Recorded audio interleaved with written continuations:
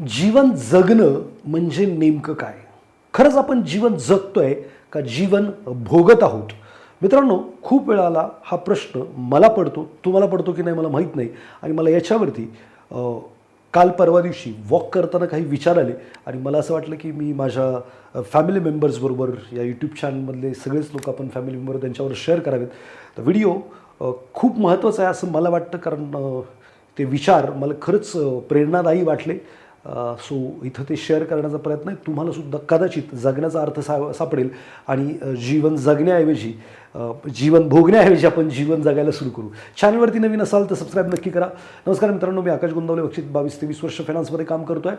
आणि बऱ्याच वेळेला आपण एकमेकांशी बोलतो, अरे तो काही जीव जगतो कुठं, तो फक्त काहीतरी काम करतो किंवा असं करतो. जगणं म्हणजे नक्की काय? तर मला बऱ्याचशा लोकांना मी हा प्रश्न विचारला तर खूप लोकांनी असं उत्तर दिलं की धमाल करणं, आनंद उत्सव साजरा करणं, फिरायला जाणं, पार्ट्या करणं, धमाल करणं, एक मजेशीर लाईफ जगणं, आनंद असणं म्हणजे जगणं असं म्हणूयात.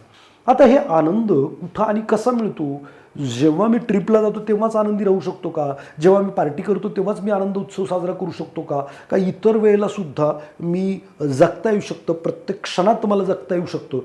असा तो एक विचार होता. जगायचं म्हणजे नक्की काय करायचं? सो मला ते विचार येत गेले.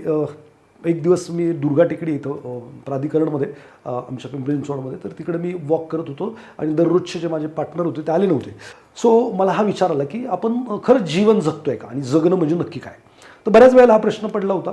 तर जगणं म्हणजे उद्दिष्टांकडं, जे काही उद्दिष्ट ठरवलं आहे त्याच्याकडं वाटचाल करणं किंवा त्याच्यासाठी काम करणं किंवा इतरांना मदत करणं, आपल्या असणारे कोणाच्या तरी आयुष्यामध्ये आनंद येणं, असं बरंचसं काही फिलॉसॉफिकल वाचनात आलं होतं किंवा बरंचसं काही वाचलं होतं. पण मला जे विचार आले ते मला असं वाटलं की खूप चांगले विचार होते. पहिलं तर विचार आला की जगणं म्हणजे उद्यात नाही आहे आणि कालमध्ये पण नाही आहे. म्हणजे पास्ट होऊन गेला, भूतकाळ येतो आणि भविष्य अस्तित्वातच नाही आहे. म्हणजे पास्टही अस्तित्वात नाही, फ्युचरही अस्तित्वात नाही. जगणं कुठे आहे? तर ह्या प्रेझेंट मोमेंटमध्ये, आत्तामध्ये. आत्ताचा क्षण जर मी जगतोय तर मी जगतोय, आणि जर मी आत्ताचा क्षणमध्ये काहीतरी पास्टमध्ये, फ्युचरमध्ये, तर I am not living this moment, I am living some other moment. आणि जर मी दुसरं काहीतरी मोमेंट जगतोय जो पास्टमध्ये घडलं किंवा फ्युचरमध्ये येणार आहे नाही येणार माहीत नाही, त्याच्यामध्ये जर मी आत्ता आहे तर मी आत्ताचं जीवन जगत नाही आहे. मग आत्ताचं क्षण मला जर जगायचं असेल तर नक्की कसं? तर याच्यावरती विचार करताना मला हा विचार आला की आत्ताच्या क्षणात काय चांगलं आहे? तो काय चांगलं आहे? तर मी वॉक करतोय, आजूबाजूला झाडं होती मस्त हिरवीगार, आता पावसाळा पण चालू आहे, पाऊस पण येत होता, पाणी पण पडत होतं. म्हटलं हे पाणी किती भारी पडतंय अंगावरती आणि ते या क्षणात चांगलं काय? तर विचार येत गेले की माझा श्वास चालू आहे, भरपूर मुबलक प्रमाणात ऑक्सिजन माझ्याकडे आहे, जेवढा पाहिजे तेवढा मी घेऊ शकतो, मी पाहिजे तेवढं पाणी पिऊ शकतो आणि मला ते उपलब्ध आहे, शुद्ध पाणी. मग मला विचार आला की हा रोड किती छान बनवला आहे, साफसफाई आहे, तो हे छान आहे. म्हणजे काय काय चांगलं आहे या क्षणात ते पाहायला लागलं. तर मला चालता येत आहे. बरेचसे लोक आहेत ज्यांना चालता येत नाही, जे झाड आहेत किंवा बरेचसे. मला हे सुंदर दृश्य दिसतं आहे, मला हात आहेत, मी जिवंत आहे. आणि याच्यासाठी ग्रॅटिट्यूड किंवा धन्यवाद आले की धन्यवाद परमेश्वरा की मला एवढं सुंदर जग किंवा बघायला मिळत आहे आणि त्या क्षणात मी बघतो आहे.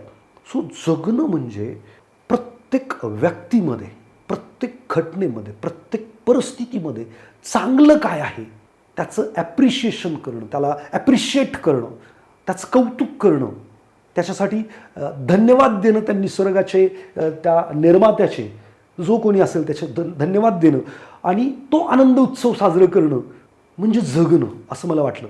आणि मग भोगणं काय हा पण विचार आला.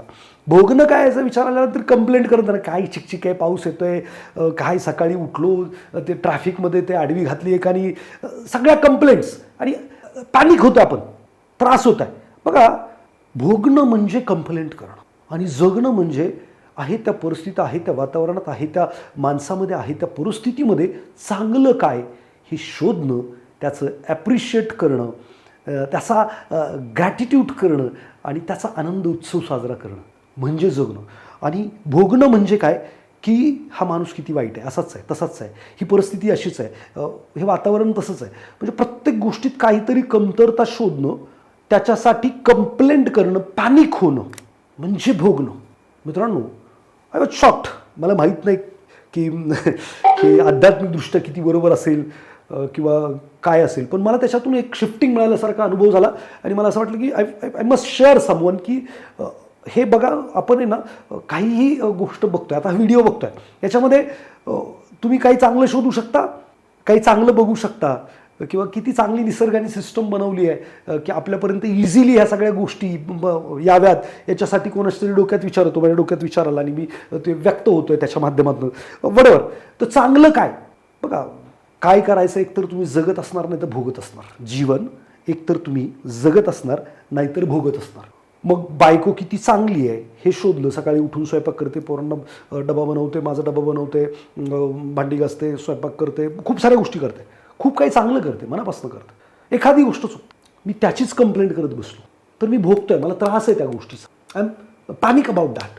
आणि मी जर ह्या सगळ्या गोष्टींचं माझ्या आयुष्यात कोणीतरी आहे हे सगळं करणार, कितीतरी लोक आहेत ज्यांची लग्नच होत नाही किंवा झालंय पण ते सोडून गेले, व्हॉटेव्हर, खूप साऱ्या गोष्टी आहेत जिथं माझ्या बाबतीत किती चांगलं आहे आणि मी ते चांगलं बघतोय. आता बरेचसे लोक म्हणजे आमच्या आयुष्यात असं झालेलं आहे, कोणीतरी सोडून गेले, त्याच्या व्यतिरिक्तही खूप काही चांगलं आहे. आपण आज जिवंत आहोत, मला बोलता येते, कितीतरी लोक ज्यांना बोलता येत नाही, व्यक्तच होता येत नाही.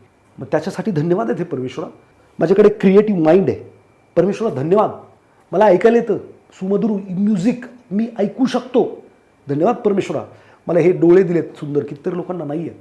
पोटभर जेवायला अन्न आहे माझ्याकडे पाणी भरपूर आहे प्यायला, माझ्याकडे भरपूर ऑक्सिजन आहे जगण्यासाठी, प्राणवायू, माझ्याकडं जे काही गरजेचं आहे, अनमोल आहे, ते सगळं आहे जगण्यासाठीच.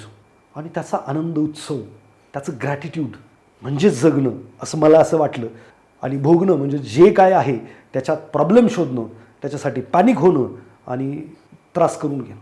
मित्रांनो, आपला पगार आहे, कितीतरी लोक मध्ये कुठेतरी वाचलं की 10,000 रुपये जर कमवता तर तुम्ही मिडल क्लास आहात, असं कोणीतरी ॲनालिसिस केलं होतं. आणि त्यांनी सांगितलं तुम्ही 1,00,000 रुपये जर महिन्याला कमवता तर आय थिंक तुम्ही 1% टॉपच्या लोकांमध्ये आहात भारतातल्या.